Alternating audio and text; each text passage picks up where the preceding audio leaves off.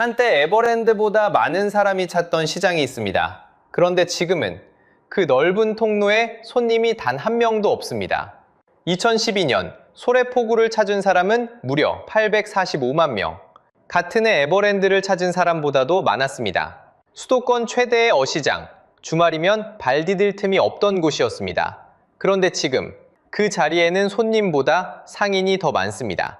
가격을 물어보면 안 살 거면 가라는 말이 돌아오는 곳. 사람들은 이제 이렇게 말합니다. 다시는 안 간다. 흔히들 바가지 때문이라고 합니다. 맞습니다. 하지만 그게 전부가 아닙니다. 더 무서운 건 따로 있습니다. 정직하게 장사하는 상인일수록 오히려 손해를 보고 먼저 떠나는 구조입니다. 경제학에서는 이걸 레몬 마켓이라고 부릅니다. 오늘 845만 명이 찾던 시장이 어쩌다 텅 비게 됐는지, 그리고 당신이 여행지에서 호구가 되는 그 구조가 무엇인지 끝까지 파헤쳐 보겠습니다. 본격적인 이야기를 시작하기 전에 이렇게 우리 삶에 닿는 경제 이야기를 놓치고 싶지 않으시다면 구독과 좋아요 한번 눌러주세요. 여러분, 숫자가 모든 걸 말해줍니다. 방금 845만 명이라고 말씀드렸습니다. 그런데 이 숫자가 얼마나 대단한 건지 비교해보면 분명해집니다. 같은 해 에버랜드 방문객이 666만 명, 롯데월드가 506만 명이었습니다. 우리나라에서 가장 큰 놀이공원 두 곳을 합쳐도 이 작은 어시장 한 곳에 미치지 못했다는 뜻입니다. 생각해보면 충격적인 숫자입니다. 845만 명. 놀이기구를 타러 간 게 아닙니다. 생선을 사러, 회 한 접시를 먹으러 그 좁은 통로에 사람들이 줄을 섰습니다. 주말이면 발 디딜 틈이 없었습니다. 비싼 입장료를 내고 줄을 서는 놀이공원보다 생선 한 마리 사러 오는 사람이 더 많았다는 이야기입니다. 이유는 분명했습니다. 소래포구는 수도권에서 가장 큰 어시장이었습니다. 뿌리도 깊습니다. 1930년대에는 협계열차가 소금을 실어 나르던 작은 포구였습니다. 그러다 2974년 인천 내항이 준공되면서 밀려난 작은 어선들이 이곳에 모였습니다. 그렇게 수도권을 대표하는 항구가 됐습니다. 게다가 전철로 닿습니다. 바다가 멀게만 느껴지던 서울 사람들에게 가장 가까운 바다였습니다. 지하철을 타고 가서 펄떡이는 생선을 직접 고르고 그 자리에서 회를 떴습니다. 바다 없는 서울 사람들의 횟집이라 불릴만 했습니다. 봄이면 꽃게, 가을이면 대하를 찾아 온 가족이 나들이를 왔습니다. 누군가에게는 어린 시절의 추억이 깃든 곳이기도 했습니다. 그런데 여러분, 지금 그 이름을 들으면 무엇이 먼저 떠오르십니까? 회도, 사람도 아닙니다. 바가지입니다. 안 살 거면 가라. 안 살 거면서 왜 물어보냐? 가격 한번 물었다가 무안만 당하고 돌아섰다는 이야기가 끝없이 쏟아집니다. 한번 다녀온 사람은 다시는 가지 않겠다고 말합니다. 한때 에버랜드보다 사람이 많던 그곳이 이제는 바가지의 대명사가 됐습니다. 그리고 지금 그 넓은 통로에는 손님이 거의 보이지 않습니다. 손님보다 상인이 더 많은 날도 흔합니다. 정부가 추천하는 관광지 목록에서도 조용히 빠졌습니다. 한 해 845만 명이 찾던 시장이 정부조차 등을 돌린 곳이 됐습니다. 여기서 진짜 질문이 생깁니다. 사람들은 왜 떠났을까요? 단순히 비싸서일까요? 그렇다면 왜 다른 시장은 멀쩡한데 유독 이곳만 무너졌을까요? 바가지 하나로 845만 명이 통째로 사라진다는 게 과연 말이 되는 일일까요? 도대체 무엇이 845만 명의 발길을 끊어놓았을까요? 그 답을 찾으려면 먼저 사람들이 그곳에서 무엇을 겪었는지부터 봐야 합니다. 소래포구에서 손님이 당하는 일은 크게 세 가지로 나뉩니다. 첫 번째, 저울입니다. 수산물은 무게로 값을 매깁니다. 그 무게를 재는 저울이 정직하지 않다면 손님은 시작부터 속는 겁니다. 2024년 인천 남동구가 봄부터 매주 현장을 점검했습니다. 그 결과는 충격적이었습니다. 무게를 속이는 접시형 저울 61개가 한꺼번에 적발됐습니다. 손가락으로 살짝 누르면 숫자가 올라가는 저울. 게나 새우를 담는 비닐봉지에 미리 물을 채워 무게를 부풀리는 수법. 손님은 그 무게를 직접 보지도 못합니다. 상인이 부르는 숫자를 그냥 믿는 수밖에 없습니다. 여러분이 사는 건 생선이 아니라 봉지에 담긴 물값일 수도 있다는 뜻입니다. 두 번째, 양 부풀리기입니다. 겉보기엔 크고 튼실한 대게. 그런데 막상 쪄서 까보면 살이 거의 없습니다. 이런 게를 물게라고 부릅니다. 속이 텅 빈 게를 살이 꽉 찬 정상 대게값으로 파는 겁니다. 2026년 1월 한 방송이 이 현장을 추적했습니다. 살 없는 물게를 멀쩡한 대게처럼 판매하고 무게는 실제보다 높게 안내하는 정황이 그대로 확인됐습니다. 손님은 크기만 봅니다. 속은 상인만 압니다. 이 차이를 악용하는 겁니다. 세 번째, 원산지 둔갑입니다. 수입산을 국산으로, 양식을 자연산으로 둔갑시켜 파는 수법입니다. 같은 2024년 단속에서 원산지를 제대로 표시하지 않은 곳이 17곳 적발됐습니다. 이날 적발은 한두 건이 아니었습니다. 그해 봄부터 이어진 점검에서 나온 행정처분만 150건에 달했습니다. 저울, 양, 원산지, 손님이 도저히 확인할 방법이 없는 세 가지 빈틈을 정확히 노린 겁니다. 그런데 진짜 어이없는 건 따로 있습니다. 이 모든 걸 피하려고 손님이 할 수 있는 일은 단 하나입니다. 사기 전에 가격을 물어보는 것. 그런데 가격을 물으면 돌아오는 대답이 이렇습니다. 안 살 거면 가라. 안 살 거면서 왜 물어보냐. 물건을 사려는 손님에게 묻지도 말라고 합니다. 여러분도 비슷한 경험 한 번쯤 있으실 겁니다. 가격을 물었다가 무안만 당하고 돌아선 기억. 이유는 간단합니다. 값을 알면 안 산다는 걸 파는 쪽이 더 잘 알기 때문입니다. 그렇다면 그 값은 도대체 얼마였을까요? 2024년 한 영상에 찍힌 가격입니다.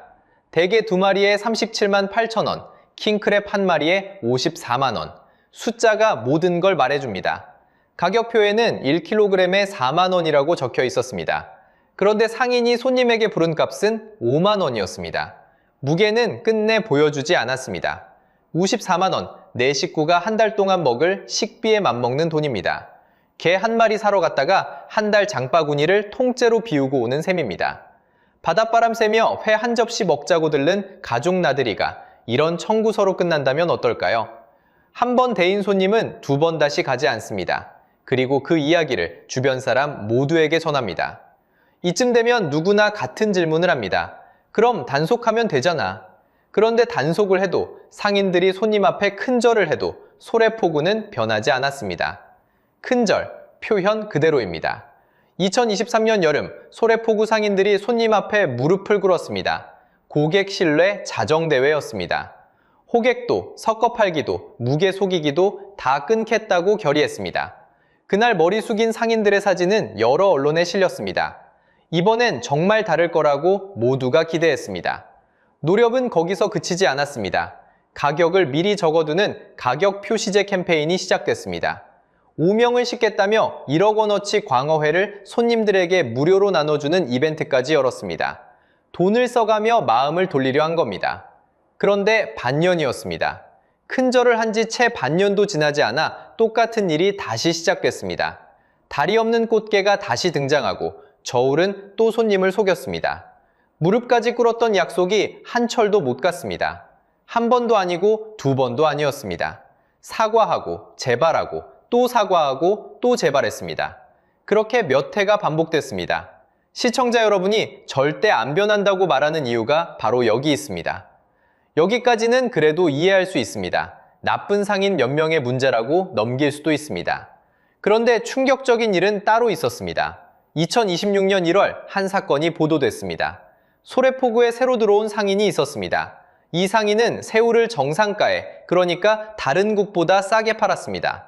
손님 입장에선 고마운 일입니다. 그런데 돌아온 건 감사가 아니었습니다.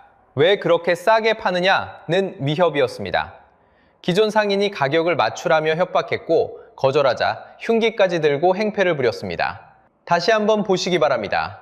손님을 속인 상인이 아닙니다. 정직하게 판 상인이 공격받았습니다. 무언가 단단히 거꾸로 돌아가고 있다는 신호입니다. 양심껏 장사하는 사람이 도리어 위협받는 시장. 이건 상인 한두 명의 인성 문제로는 설명이 되지 않습니다. 그래서 단속도 소용이 없었습니다. 2024년 한 해에만 행정처분이 150건 나왔습니다. 매주 점검을 나갔습니다. 가을 축제 때는 사흘 동안 49만 명이 다시 몰리기도 했습니다. 축제장에선 가격과 무게를 미리 공개하는 착한 가격까지 운영했습니다. 하지만 거기까지였습니다. 축제가 끝나면 평상시의 신뢰는 돌아오지 않았습니다. 떠난 마음은 며칠짜리 이벤트로 돌아오지 않았습니다. 오죽하면 바가지 근절이 지역 정치권의 공약으로까지 등장할 정도였습니다.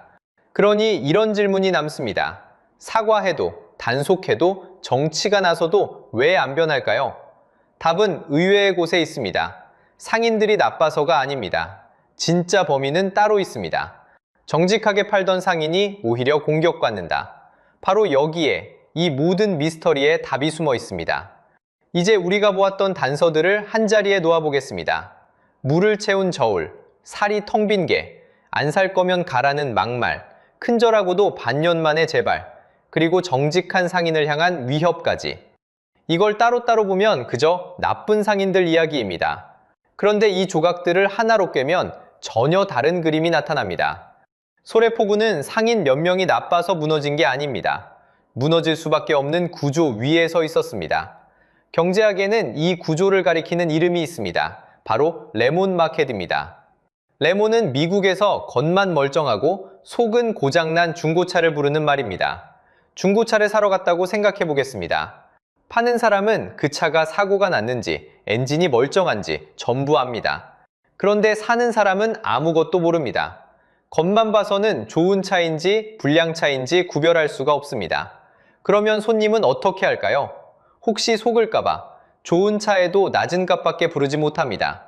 그 결과 진짜 좋은 차를 가진 주인은 제값을 못 받으니 시장을 떠나버립니다. 결국 남는 건 불량차뿐입니다. 좋은 물건이 나쁜 물건한테 밀려나는 겁니다. 1970년 경제학자 조지 에컬로프는 이 현상을 논문으로 정리했고 훗날 노벨상을 받았습니다. 핵심은 단 하나, 정보의 비대칭입니다. 파는 사람은 다 아는데 사는 사람은 깜깜이인 상태. 이 한 가지 조건만 갖춰지면 어떤 시장이든 서서히 썩어갑니다. 이제 이 안경을 끼고 소래포구를 다시 보겠습니다. 손님은 생선 시세를 모릅니다. 대게 한 마리가 얼마가 정상인지, 살이 꽉 찼는지, 텅 비었는지 전문가가 아닌 이상 알 길이 없습니다. 게다가 대부분의 손님은 1년에 한두 번 올까 말까 한 뜨내기입니다. 다시 올 사람이 아닙니다. 자, 상인 입장에서 생각해 보겠습니다. 어차피 다시 안 올 손님이고 손님은 시세도 모릅니다.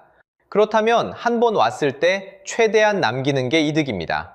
물을 채우고 무게를 부풀리고 비싸게 부르는 게 손해가 아니라 이익이 되는 구조입니다.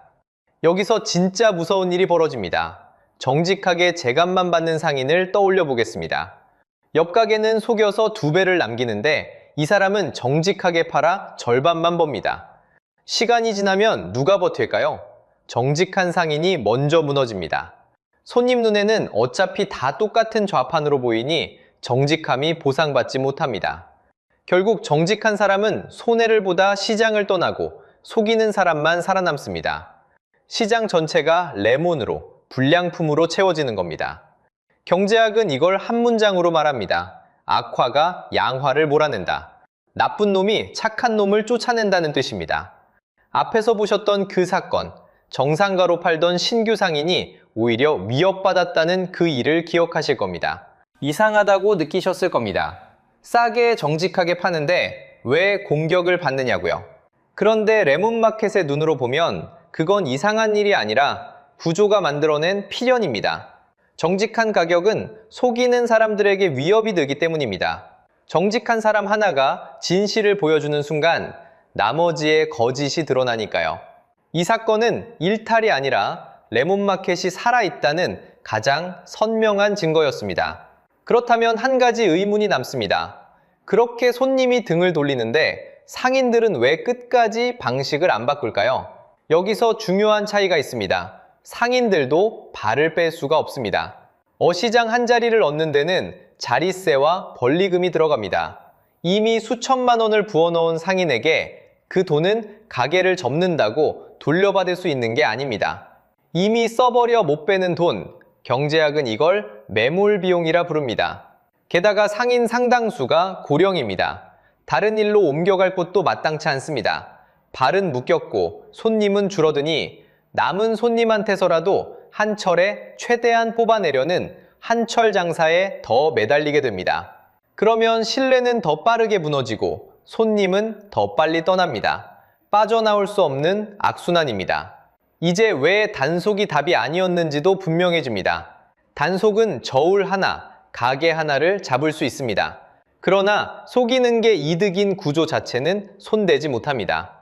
큰 절을 해도 150건을 적발해도 반년 만에 똑같아졌던 이유가 여기 있습니다. 잡초를 뽑아도 뿌리를 안 캐면 다시 자라듯 구조가 그대로면 속임수도 다시 자라납니다. 그래서 소래포구의 진짜 범인은 어느 못된 상인 한 사람이 아니었습니다. 정직이 손해가 되고 거짓이 이득이 되도록 만든 그 시장의 구조 자체였습니다. 그리고 이 사실은 우리에게 한 가지 무거운 진실을 알려줍니다. 정직이 손해보는 시장은 반드시 무너집니다. 예외는 없습니다. 그런데 이 레몬마켓은 소래포구에만 있는 게 아닙니다. 바로 당신의 다음 여행지에도 똑같이 작동하고 있습니다. 그래서 소래포구는 지금 어떻게 됐을까요? 마지막으로 그 텅 빈 통로를 직접 보여드리겠습니다. 한때 한 해 845만 명이 찾던 시장입니다. 에버랜드보다 많은 사람이 생선을 사러 왔던 곳입니다. 그런데 지금은 연 300만 명대까지 주저앉았습니다. 절반 넘게 빠져나간 겁니다. 숫자만의 이야기가 아닙니다. 평일 낮 어시장에 들어서면 손님보다 상인이 더 많은 풍경이 펼쳐집니다. 부르는 목소리는 여전한데 그 앞을 지나는 발길이 없습니다. 정부가 추천하는 관광지 목록에서도 이름이 빠졌습니다. 나라조차 더는 권하지 않는 시장이 된 겁니다. 그런데 여기서 정말 무서운 건 이 낙인이 영원히 지워지지 않는다는 점입니다. 예전 같으면 한 번 속아도 시간이 지나면 잊혔습니다. 하지만 지금은 다릅니다. 누군가 당한 바가지가 블로그에 남고 유튜브에 남고 지도에 별점에 남습니다. 검색창에 시장 이름만 쳐도 바가지라는 단어가 따라붙습니다. 한 번 새겨진 낙인이 검색창에 그대로 박제되는 겁니다. 잃어버린 신뢰는 이제 시간이 지나도 돌아오지 않습니다. 그리고 이건 소래포구 한 곳만의 이야기가 아닙니다. 2023년 한 예능 프로그램에 나온 작은 시장이 발칵 뒤집혔습니다. 옛날 과자 한 봉지를 시세에 서너백 값에 팔다가 전국적인 공분을 샀습니다. 서울 한복판의 유명 시장도 바가지 논란에 휩싸였습니다. 오죽하면 같은 시장 안에서 정직하게 장사하던 상인들이 바가지로 시장 전체 이름을 더럽힌 노점을 상대로 손해배상을 청구하려 했을 정도입니다. 똑같은 구조입니다. 속이는 몇이 정직한 다수를 끌어내리는 바로 그 구조입니다. 반대의 경우도 있습니다. 부산 자갈치 시장은 같은 어시장인데도 외국인 관광객이 가장 많이 찾는 곳으로 꼽힙니다. 차이는 단 하나, 신뢰를 지켰다는 겁니다. 가격을 투명하게 보여주고 손님을 속이지 않았습니다. 그래서 살아남았습니다. 같은 출발선에서 한쪽은 무너지고 한쪽은 살아남은 겁니다. 그러니 이게 남의 나라 이야기가 아닙니다. 파는 사람은 다 알고 사는 사람은 깜깜한 상황. 그 정보의 차이만 있으면 어디서든 똑같은 일이 벌어집니다.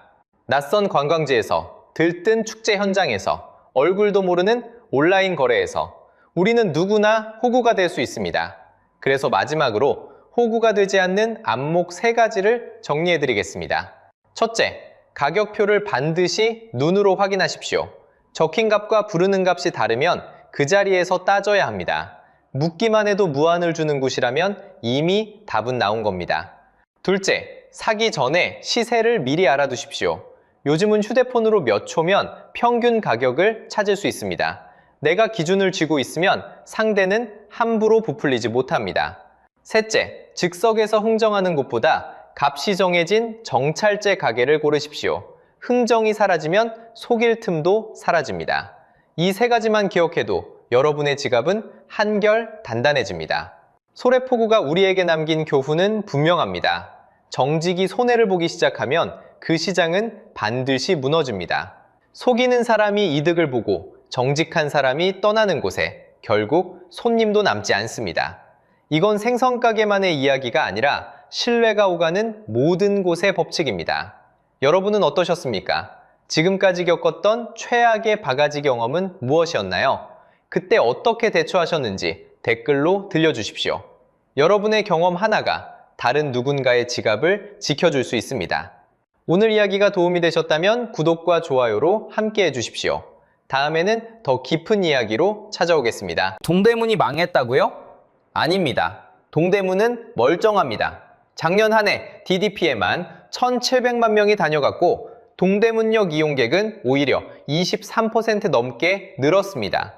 그런데 바로 그 역 건물은 점포 하나가 단돈 165만 원에도 안 팔립니다. 도대체 무슨 일일까요? 여러분, 다들 동대문이 죽었다고 하시죠? 그런데 숫자가 모든 걸 말해줍니다. DDP는 2024년에만 1,700만 명이 찾았고 동대문역 승하차 인원은 2년 만에 2,076만 명에서 2,572만 명으로 23.8% 늘었습니다. 관광특구 카드 매출도 1조 3,778억 원에서 1조 4,491억 원으로 오히려 올랐습니다. 동대문은 안 망했습니다. 그런데 바로 그 한복판 맥스타일이라는 상가는 점포 263곳 중 공실률이 86%입니다. 굿모닝시티는 70%입니다. 한 상인은 임차료를 안 받고 관리비만 내라고 해도 들어올 사람이 없다고 말합니다.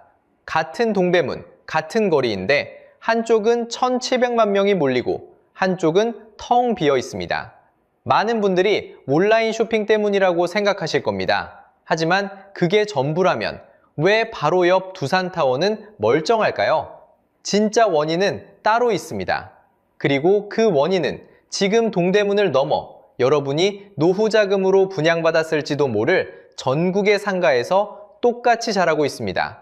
본격적으로 그 정체를 파헤치기 전에 이런 경제 이야기를 놓치고 싶지 않으시다면 구독과 좋아요 한번 눌러주세요. 그럼 시작하겠습니다. 먼저 저와 함께 한 건물 안으로 들어가 보겠습니다. 문을 열자 가장 먼저 정적이 밀려옵니다. 사람이 없습니다. 소리가 없습니다. 한때 이 안을 채웠던 음악도 흥정 소리도 들리지 않습니다. 이곳은 동대문의 한 종합상가 맥스타일입니다. 점포가 모두 263칸 들어선 큰 건물입니다. 그런데 그중 86%가 비어 있습니다. 10칸 중 9칸에 불이 꺼져 있다는 뜻입니다. 복도를 걷습니다. 셔터가 끝없이 이어집니다. 내려진 셔터에는 빛바랜 안내문이 붙어 있습니다. 임대문의. 적힌 전화번호의 잉크는 이미 흐려졌습니다. 어떤 칸은 가격표가 그대로 붙어 있습니다. 주인이 황급히 떠난 흔적입니다. 어떤 칸에는 먼지 쌓인 옷걸이만 덩그러니 남아 있습니다. 발소리가 텅 빈 천장에 울립니다. 그 울림이 이 공간의 크기를 새삼 깨웁니다. 분명 한낮입니다. 그런데 창으로 들어오는 빛은 복도 끝까지 닿지 못합니다. 매장 안쪽은 낮인지 밤인지 분간이 되지 않습니다. 시간이 멈춘 듯한 공기가 어깨를 누릅니다. 층을 오르려 에스컬레이터 앞에 섭니다. 멈춰 있습니다. 손잡이도 발판도 차갑게 굳어 있습니다. 전기를 아끼려 꺼둔지 오래입니다. 한층 또 한층 계단을 걸어 올라갑니다. 위로 갈수록 불빛은 더 줄어듭니다. 어느 층에 이르자 복도 전체가 어둠에 잠겨 있습니다. 한낮인데도 그렇습니다. 위층의 풍경은 또 다릅니다. 옷을 팔던 자리에 종이 상자가 쌓여 있습니다. 매장이 창고로 변한 것입니다. 누군가의 재고가 켜켜이 먼지를 뒤집어 쓴 채 주인을 기다립니다. 상점이 떠난 자리는 그렇게 물건을 쌓아두는 빈 방이 되어갑니다. 이게 한 건물만의 일일까요? 아닙니다. 바로 옆 굿모닝시티도 70%가 비었습니다. 동대문 도소매 상가 건물 32곳을 조사했더니 그중 14곳이 두 자릿수 공실률을 기록했습니다. 두 자릿수 공실률, 말은 짧지만 무거운 숫자입니다. 10칸 중 적어도 한두 칸은 비어있다는 뜻이고 건물에 따라서는 그 비율이 절반을 넘기도 합니다. 한두 건물의 사정이 아니라 거리 곳곳에서 같은 일이 벌어지고 있다는 신호입니다. 불 켜진 칸은 손에 꼽습니다. 그 안에 남은 상인들의 표정은 더 무겁습니다. 손님을 기다리는 게 아니라 시간을 견디는 얼굴입니다. 한 상인은 이렇게 말합니다. 장사 40년 했어요. 그런데 임차료 없이 관리비만 내라고 해도 들어올 사람이 없어요. 공짜로 자리를 내줘도 채울 사람이 없는 시장. 그게 지금 이곳의 현실입니다. 또 다른 상인은 매출 이야기를 꺼냅니다. 코로나 때 매출이 반토막 났는데 지금은 그때의 3분의 1 수준이에요. 바닥인 줄 알았던 곳 아래에 또 바닥이 있었다는 말입니다. 한때 이 자리들은 부르는 게 값이었습니다. 그 시절을 기억하는 사람들에게 지금의 정적은 더 낯섭니다. 숫자는 더 차갑습니다. 한 점포의 사연을 들려드리겠습니다. 밀리오레의 작은 자리 하나가 경매에 나왔습니다. 처음 매겨진 값은 1230만 원이었습니다. 그런데 아무도 손을 들지 않았습니다. 한 번, 두 번, 값은 계속 깎였습니다. 그렇게 10번을 유찰한 끝에 가격은 165만 원까지 내려갔습니다. 165만 원, 웬만한 가전제품 한 대 값입니다. 한때 점포 하나가 그 자리에 서 있던 권리의 값이 이만큼 쪼그라들었습니다. 문제는 그 다음입니다. 그 점포에 밀린 관리비가 1,100만 원이었습니다. 낙찰가보다 밀린 빚이 훨씬 큽니다. 배보다 배꼽이 더 큰 셈입니다. 165만 원의 자리를 가져오면 1,100만 원짜리 청구서가 따라옵니다. 그러니 이 자리는 공짜로 줘도 떠안을 사람이 없습니다. 사겠다는 게 아니라 오히려 돈을 얹어줘야 가져갈까 말까 한 자리가 된 것입니다. 건물 전체가 짊어진 무게는 더 무겁습니다. 굿모닝시티는 밀린 전기료가 5억 원을 넘겼습니다. 결국 한국전력이 단전을 통보하는 상황까지 갔습니다. 불을 켤 돈조차 모이지 않는 건물. 어둠은 그렇게 위에서부터 천천히 내려오고 있었습니다. 다시 1층으로 내려와 출구에 섭니다. 등 뒤로는 셔터의 골목이, 정문 너머로는 환한 거리가 펼쳐집니다.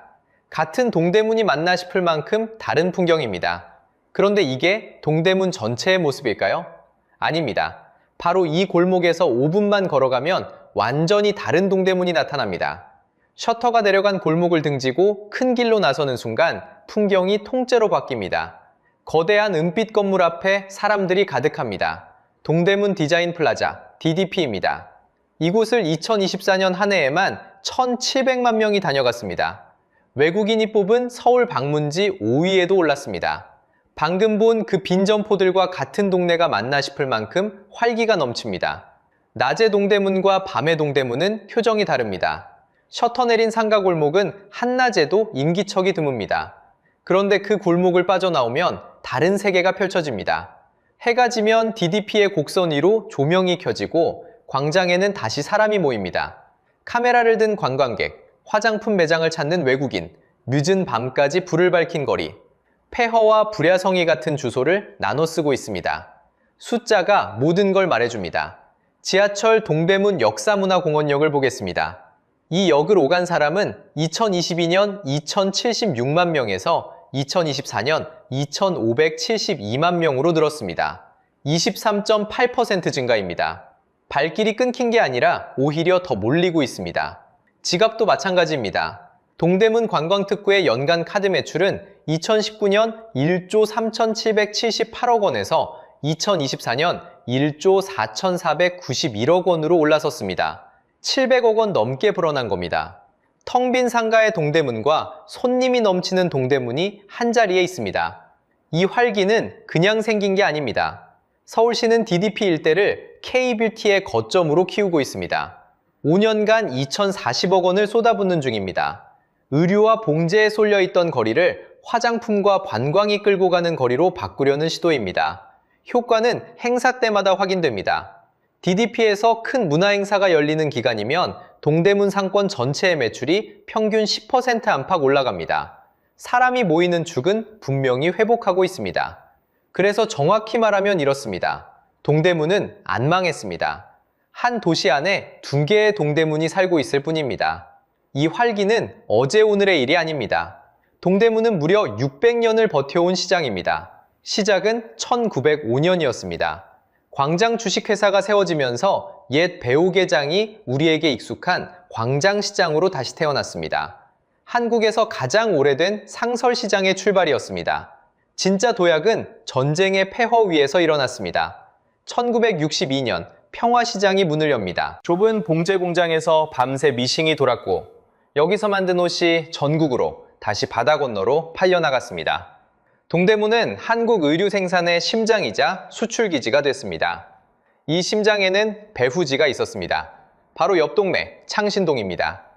평화시장에서 주문이 떨어지면 창신동의 작은 봉제 공장들이 그 옷을 만들어냈습니다. 원단이 들어오고 미싱이 돌고 도매상가로 넘어가고 다시 전국 소매점으로 흩어졌습니다. 원단에서 봉제로, 봉제에서 도매로, 도매에서 소매로 이 모든 단계가 걸어서 오갈거리 안에 모여 있었습니다. 한 동네가 하나의 거대한 공장이었던 셈입니다. 그래서 가능했던 일이 있습니다. 디자인을 본 그날 샘플을 뽑고 며칠 만에 매장에 옷을 거는 속도, 세계 어디에도 없던 초고속 생산이었습니다. 그 속도를 떠받친 건 새벽이었습니다. 새벽 2, 3시, 다른 도시가 잠든 시각에 동대문은 가장 환했습니다. 전국에서 올라온 보따리상이 옷을 떼가고 짐을 실은 오토바이가 골목을 누볐습니다. 불야성, 이 단어가 가장 잘 어울리는 곳이 동대문이었습니다. 그리고 우리가 기억하는 그 전성기가 옵니다. 1990년대 후반, 거대한 패션몰이 줄지어 들어섰습니다.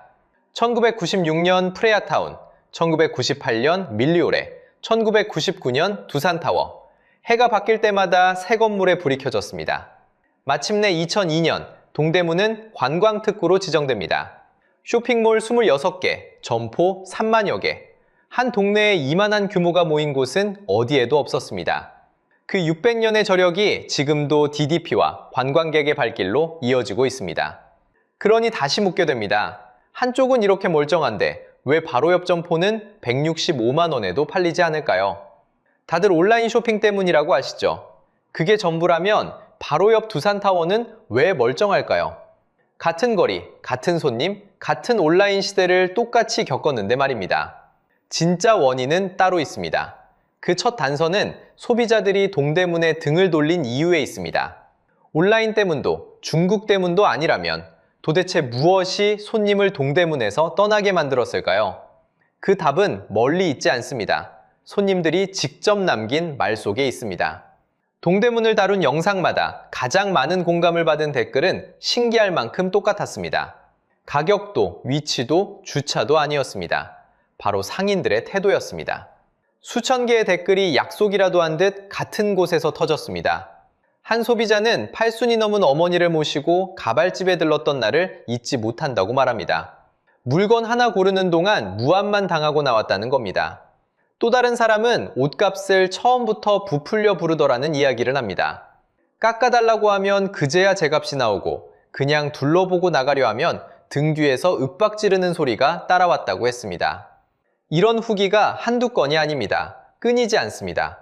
문제의 뿌리는 가격표가 없다는 데 있었습니다. 같은 티셔츠 한 장이 누구에게는 10,000원, 누구에게는 30,000원이었습니다. 부르는 게 값이었습니다. 흥정에 능한 사람은 싸게 샀고 그렇지 못한 사람은 고스란히 바가지를 썼습니다. 그러니 손님은 매번 의심해야 했습니다. 내가 지금 제값을 내고 있는 게 맞나? 옆 사람보다 더 주고 사는 건 아닐까? 그 작은 의심이 하루하루 쌓였습니다. 그리고 어느 순간 발길을 끊게 만들었습니다. 신뢰란 묘한 자산입니다. 쌓는 데는 수십 년이 걸리지만 무너지는 데는 한순간입니다. 그리고 한 번 깨진 신뢰는 다시 붙지 않습니다. 가장 먼저 등을 돌린 건 젊은 소비자들이었습니다. 얼굴 붉히며 흥정할 이유가 없었습니다. 무안당할 이유는 더더욱 없었습니다. 그들에게는 다른 선택지가 있었으니까요. 바로 그 빈자리를 중국 직구가 소리 없이 채우기 시작했습니다.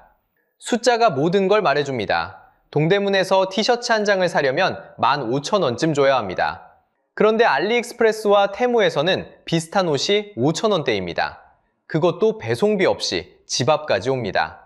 흥정도 없고 눈치도 없고 바가지도 없습니다. 손가락 몇 번이면 끝납니다. 소비자들이 이 차이를 모를 리 없었습니다. 테무가 한국에서 거둬들인 결제액은 2023년 약 227억 원으로 추정됩니다. 그런데 단 1년 만에 5,624억 원으로 뛰었습니다. 20배가 넘는 폭증입니다. 같은 시기 중국산 의류 수입액은 47억 6천만 달러로 사상 최대를 기록했습니다.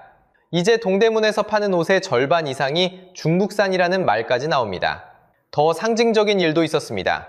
동대문에 도매와 소매를 이어주던 대표 사입 플랫폼이 있었습니다. 상인들이 옷을 떼다 파는 길목이자 동대문이라는 거대한 시장의 핏줄 같은 곳이었습니다. 십수년을 버틴 그 플랫폼이 2024년 초 끝내 문을 닫았습니다. 동대문을 지탱하던 핏줄 하나가 그렇게 끊겼습니다. 여기서 분명히 짚고 넘어가야 할 게 있습니다. 손님은 그냥 떠난 게 아닙니다. 떠밀려 나간 겁니다. 믿을 수 없는 가격에 지쳤고 불친절에 마음이 상했고 더 싸고 편한 곳을 알게 됐습니다. 신뢰를 잃은 시장은 손님을 잃었고 손님을 잃은 시장은 가격 경쟁력마저 잃었습니다. 한쪽이 무너지자 나머지가 차례로 따라 무너졌습니다. 여러분, 누가 먼저 손을 놓았는지 생각해 보십시오. 온라인이 동대문을 죽인 게 아닙니다. 동대문이 스스로 손님의 손을 놓았고 그 빈손을 온라인이 잡아준 것뿐입니다. 마지막에 남은 건 더 나은 곳으로 떠난 손님들의 뒷모습과 누구를 탓할 수도 없는 텅 빈 골목이었습니다. 그런데 이상한 점이 있습니다. 손님이 떠난 건 다른 시장도 마찬가지입니다. 전통시장 어디나 사람이 줄었습니다. 그런데 왜 유독 동대문의 분양상가만 이렇게까지 무너졌을까요? 옆동네 시장은 그럭저럭 버티는데 왜 이곳만 10칸 중 9칸이 비어버린 걸까요? 그 답은 같은 거리에서 멀쩡히 살아남은 단 하나의 건물이 알려줍니다. 그 단 하나의 건물은 두산타워입니다. 같은 거리, 같은 시기에 지어진 건물입니다. 옆 건물들이 텅 비어가는 동안 두타는 멀쩡히 살아남았습니다. 아니, 살아남은 정도가 아니라 모습을 바꿨습니다. 한때 패션몰이었던 그 자리는 지금 전혀 다른 매장들로 채워져 있습니다. 다이소가 들어왔고, 올리브영이 들어왔고, 유니클로가 들어왔습니다. 옷을 팔던 건물이 생활용품과 화장품을 파는 건물로 변신한 겁니다. 어떻게 이게 가능했을까요? 답은 의외로 단순합니다. 두산타워는 주인이 한 명입니다. 두산이 건물 전체를 통째로 가지고 통째로 운영합니다. 주인이 하나니까 결정이 빠릅니다. 2층은 안 되겠다. 업종을 바꾸자. 한마디면 됩니다. 안 팔리는 매장을 빼고 잘 되는 브랜드를 채우고 낡은 곳을 뜯어 고치고 시대가 바뀌면 건물도 따라 바뀝니다. 그런데 길 건너 굿모닝시티는 정반대였습니다. 이 건물의 주인은 한 명이 아닙니다. 자, 여기서 충격적인 숫자가 나옵니다. 굿모닝시티의 주인은 약 3,200명입니다. 건물 하나를 한 평씩 잘게 쪼개서 3,200명에게 따로따로 팔았던 겁니다. 누구는 1층 한 평, 누구는 3층 2평. 한 사람 한 사람이 다 다른 주인입니다. 이게 무슨 뜻일까요? 아무것도 바꿀 수 없다는 뜻입니다. 건물을 새로 짓고 싶어도, 업종을 바꾸고 싶어도 3,200명이 모두 같은 방향을 봐야 합니다. 주인이 3,200명인 배는 방향을 못 바꿉니다. 누구는 왼쪽으로 가자 하고 누구는 오른쪽으로 가자 합니다. 그러는 사이 배는 그 자리에 멈춰섭니다. 법이 그렇게 정해져 있습니다. 이런 건물을 새로 지으려면 주인들의 5분의 4가 찬성해야 합니다. 쉽게 말해 80%입니다. 3,200명 중에 2,560명이 손을 들어야 한다는 뜻입니다. 굿모닝시티는 어땠을까요? 2021년 기준 재건축에 찬성한 주인은 약 70%였습니다. 적지 않은 숫자입니다. 그런데도 법이 정한 80%라는 문턱에는 닿지 못했습니다. 70%까지 갔지만 거기서 멈춰버린 겁니다. 문제는 여기서 끝이 아니었습니다. 굿모닝시티에는 더 깊은 상처가 있습니다. 2001년 무렵 이 건물은 초대형 분양 사기의 현장이었습니다. 3,400여 명이 3,700억 원이 넘는 피해를 입었습니다. 노후 자금을, 전 재산을 한 평짜리 가게에 묻은 사람들이었습니다. 깨진 유리는 다시 붙일 수 없습니다. 시작부터 금이 간 건물이었던 겁니다. 여기에 한 가지가 더 겹칩니다. 층별로 팔 수 있는 업종이 정해져 있습니다. 옷 팔던 층을 식당으로 바꾸는 것조차 마음대로 할 수 없습니다. 용도를 바꾸는 길마저 막혀 있는 겁니다. 자, 이제 진짜 정체가 보입니다. 같은 거리에서 두타는 살고 옆 건물은 죽었습니다. 온라인 때문도 아니고 중국 때문도 아니었습니다. 손님이 떠난 건 두 건물 모두 똑같았습니다. 차이는 단 하나, 누가 키를 쥐고 있느냐였습니다. 한 명이 키를 쥔 배는 방향을 틀었고 3,200명이 키를 나눠진 배는 멈췄습니다. 이게 동대문의 정체입니다. 동대문이 망한 게 아닙니다. 망한 건 한 평씩 수천 명이 쪼개 가진 분양상가라는 모델입니다. 죽은 건 동대문이 아니라 이 낡은 구조 하나였던 겁니다. 실제로 살아남은 시장들을 보면 답이 더 선명해집니다. 대구 서문시장은 야시장과 문화행사로 사람을 다시 불러 모았습니다. 부산 국제시장은 관광과 새로운 결제 방식으로 옷을 갈아입었습니다. 미국 뉴욕의 첼시마켓은 낡은 공장을 통째로 현대식 공간으로 바꿔 되살아났습니다. 공통점이 보이십니까? 방향을 틀 수 있는 시장은 살아남았습니다. 그리고 이 3,200명의 덫은 동대문에만 있는 게 아닙니다. 지금 이 순간에도 전국 곳곳에서 똑같은 구조의 상가들이 같은 길을 걷고 있습니다. 여기서 우리가 진짜로 배워야 할 건 동대문이라는 지명이 아닙니다. 동대문이 우리에게 던진 진짜 교훈은 따로 있습니다. 바로 한 평씩 수천 명이 쪼개가진 구분 소유 분양 상가라는 모델 자체가 위험하다는 사실입니다. 숫자를 한번 보겠습니다. 2024년 말 기준 전국 중대형 상가의 공실률은 13.8%입니다. 소규모 상가는 6.7에서 8.1% 수준입니다. 서울의 소규모 상가만 떼어보면 약 5.9%에 그칩니다. 평균만 놓고 보면 그렇게 심각해 보이지 않습니다. 10칸 중 1칸 정도 비었다는 이야기니까요. 문제는 평균이 진실을 가린다는 데 있습니다. 평균은 5%인데 그 안에는 멀쩡한 상가와 절반이 텅 빈 상가가 함께 섞여 있습니다. 평균은 그 둘을 한데 뭉쳐 가운데 숫자 하나로 보여줄 뿐입니다. 잘 굴러가는 1층 상가가 5%를 끌어내리는 동안 그 옆 노후한 구분 소유 분양 상가는 동대문처럼 국지적으로 공실이 치솟습니다. 어떤 곳은 동대문 못지않게 비어 있습니다. 사람이 빠져나간 지방 상가도 마찬가지입니다. 그러나 그 모든 격차는 평균이라는 한 줄에 덮여 사라집니다. 평균이 안전하다고 말하는 그 순간에도 동대문의 미래를 닮은 건물들이 조용히 늘어가고 있는 겁니다.